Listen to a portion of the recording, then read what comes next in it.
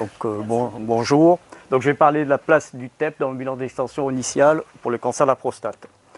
Alors, l'exposé, donc, je vais parler des examens morphologiques de première intention, les TEP actuels, discussion de la place du TEP à la colline et les perspectives à venir avec le TEP au PSMA, et on va dire un petit mot sur le TEP IRM. Alors, une fois que le diagnostic de cancer de la prostate est porté, la question fondamentale qui doit être élucidée, il y en a deux. Est-ce que le cancer est localisé ou il existe une extension à distance, avec en particulier deux extensions préférentielles, locorégionale ganglionnaire et osseuse. Deuxième question, si le cancer présente d'emblée des localisations à distance, il serait intéressant d'avoir la cartographie la plus exacte de l'extension. D'où l'intérêt de réalisation d'examens morphologiques complémentaires pour répondre à ces questions. Alors les examens morphologiques de première intention seront demandés en fonction du risque local de l'agressivité de la lésion et ils seront surtout demandés lorsqu'il y a un cancer de la prostate d'après la classification de D'Amico à risque intermédiaire et à haut risque. Avec pour l'analyse ganglionnaire le scanner abdominopelvien, on profitera s'il y a une IRM de la prostate pour analyser aussi les ganglions pelviens. Et pour l'extension osseuse, l'examen de référence actuellement est la scintigraphie osseuse. Dans l'avenir, il y aura aussi peut-être la place de l'IRM corps entier qui pourra analyser la prostate, les os et les ganglions.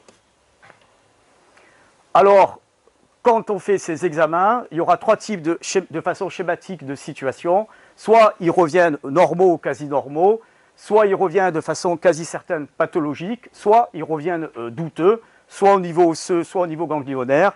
Et on verra par la suite les indications en cours d'évaluation du TEP à la colline lors de ces trois situations. Alors, quels sont les examens TEP actuels? Donc, il y a le TEP au fluor sodium. Alors, c'est un examen qui actuellement est peu demandé pour plusieurs raisons, du fait de son coût, du fait qu'il a une sensibilité, une spécificité quasi identique à la scintigraphie osseuse et qu'on a l'information de l'os avec le TEP à la colline. Alors, un petit aparté très important, c'est quand est-ce que demander un TEP-FDG lors des cancers de la prostate. Alors, cette indication est très spécifique lorsque la tumeur, histologiquement, est peu différenciée ou indifférenciée avec un score de Gleason très élevé.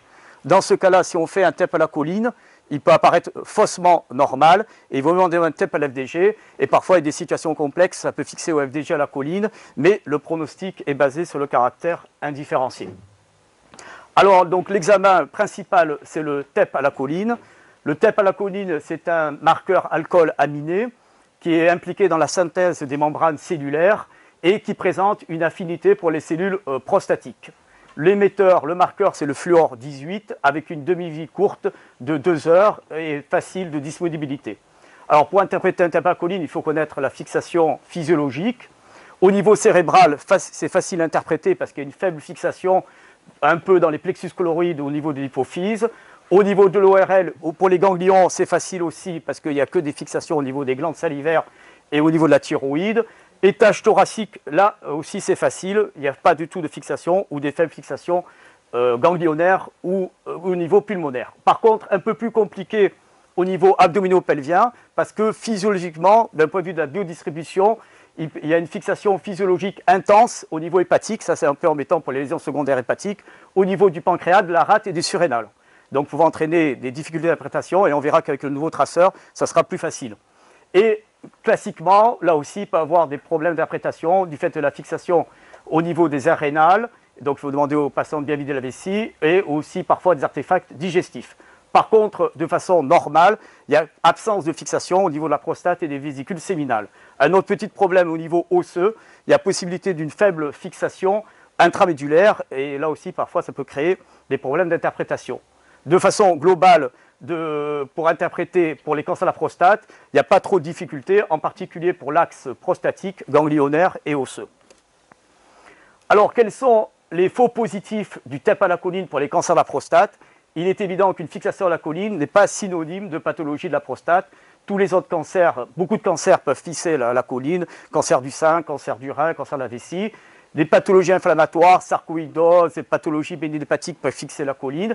Et au niveau ganglionnaire, là aussi, il peut y avoir des fixations dites banales au niveau médiastinal, de façon bilatérale, ou au niveau axillaire ou inguinal, qui ne sont pas spécifiques. Par contre, Le ganglion claviculaire gauche de Troisier, là c'est quand même pas mal spécifique.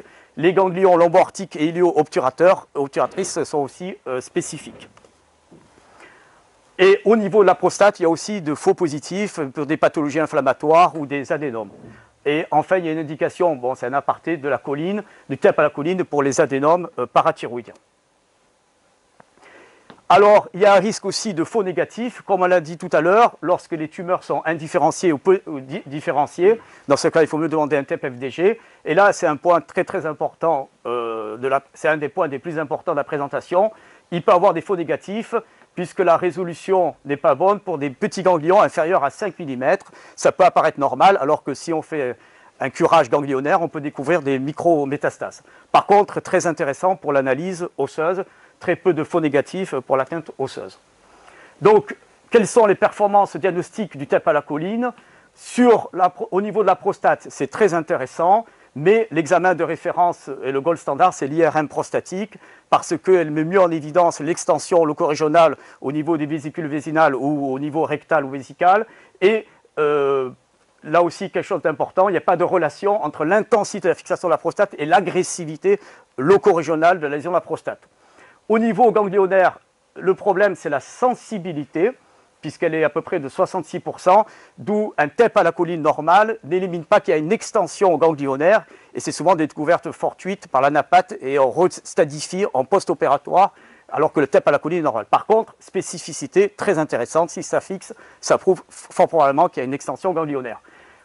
Et au niveau osseux, par contre, examen très intéressant, très bonne sensibilité, spécificité, en particulier lorsque les techniques autres ne détectent pas des atteintes, en particulier des lésions osseuses lithiques de petite taille ou des lésions infraradiologiques ou des ganglions de petite taille. D'où l'intérêt du TEP par rapport au scanner et la scintigraphie osseuse. Bien sûr, permet en un seul temps d'analyser tout le corps entier, les ganglions et l'axe osseux. Par sa spécificité, ça permet de clarifier les anomalies douteuses au scanner ou à la scintigraphie, hormis les petits ganglions, par sa sensibilité, en détectant des ganglions de petite taille mais toujours supérieurs à 5 mm, ou des lésions osseuses occultes non fixantes à la scintigraphie, lithiques ou intramédulaires. Donc, on arrive à la discussion des indications du TEP à la choline. Alors, quelque chose de très important, il n'y a aucun élément de la littérature qui explique clairement quelles sont les indications. C'est en cours d'évaluation et, à mon avis, à discuter à chaque cas pendant les RCP. Il y aura 3 types de situations. Première situation, le scanner abdominal et la scintigraphie osseuse reviennent normaux. On pourrait discuter l'intérêt du TEP à la choline dans ces cas-là, surtout dans les cancers de la prostate à haut risque avec taux de PSA élevé. Dans ce cas-là, le TEP à la choline peut, par sa fixation, découvrir des lésions ganglionnaires de petite taille, qui a été dictée normale parce qu'il n'y en avait pas beaucoup au scanner, ou des lésions osseuses non fixantes, intramédulaires ou infraradiologiques, ou bien sûr aussi dans les cancers agressifs d'une extension à distance. Et il est évident que si le PET à la choline découvre des fixations pathologiques, ça modifie le stade et ça modifie la stratégie thérapeutique puisque ce n'est plus un cancer localisé. A noter qu'avec le nouveau traceur, il sera encore plus performant parce que parfois, malheureusement, il y a aussi des fixations douteuses à la choline par son intensité. Deuxième résultat, les résultats morphologiques, ils reviennent douteux. Alors quand est-ce qu'ils deviennent douteux?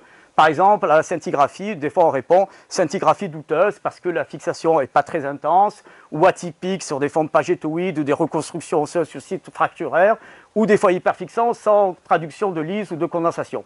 Des fois aussi au scanner on répond douteux parce que c'est des ganglions de petite taille ou ils sont peu nombreux ou il y a une autre pathologie qui pourrait expliquer une adénomégalie. Dans ce cas-là, il s'agit d'une bonne indication de TEP à la choline du fait de sa spécificité. Si le TEP à la choline revient anormal, là aussi c'est le même raisonnement que tout à l'heure, ça modifie le stade et ça modifie la stratégie thérapeutique.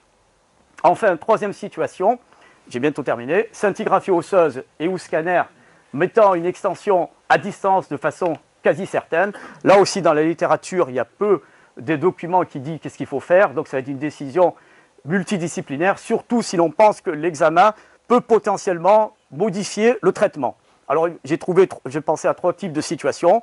Premier type de situation, parfois, quand on veut faire de la radiothérapie ciblée ou on veut faire une normothérapie longue ou courte, on veut savoir le status exact du nombre de sites ganglionnaires et du fait de la spécificité de l'examen, elle permettrait à TEP à la choline de préciser de façon beaucoup plus conséquente le nombre de foyers actifs ganglionnaires.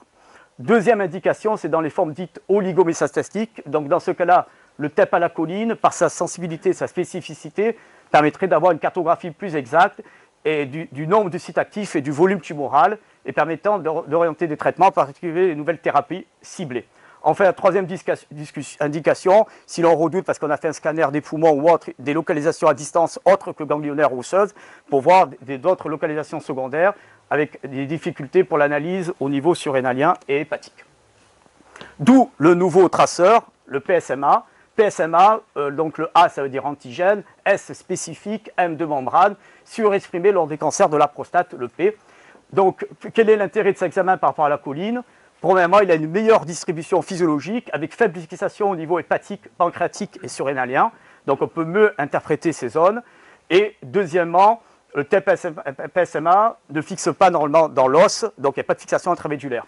Donc, de façon globale, toute lésion dépistée à la choline est dépistée au PSMA et toutes les études montrent que la sensibilité et la spécificité apparaît meilleure par rapport à la choline, mais toujours, ça fait 3 fois que je le dis, faible sensibilité de façon quasi identique au TEP à la choline au niveau des ganglions de petite taille inférieurs à 5 mm. Et enfin, comme c'est un marqueur plus ou moins spécifique, il y a possibilité d'utilisation d'un point de vue éventuellement de radiothérapie métabolique, d'un point de vue thérapeutique. Un petit mot, on a le TEP scanner, mais dans l'avenir, peut-être il y aura le TEP IRM, puisqu'on parle du thème de l'IRM corps entier. Et donc là, c'est la Rolls-Royce. En même temps, on fait le corps entier IRM et le TEP, mais c'est juste ce petit mot, puisque là, il y a une bonne sensibilité, la spécificité de l'IRM. Bon, voilà. Donc, la conclusion, si on arrive. Voilà. Donc, la conclusion, la choline, le TEP à la choline est même pertinent, à condition que les indications sont bien ciblées en discussion RCP. Et donc, mais avec les problèmes, bon, on peut en parler du coût et de la disponibilité. Et la deuxième conclusion, c'est que le PSMA est supérieur à la choline et qui va être d'autant plus disponible parce que le PSMA est actuellement marqué au gallium et qu'on peut le marquer au fluor. Voilà.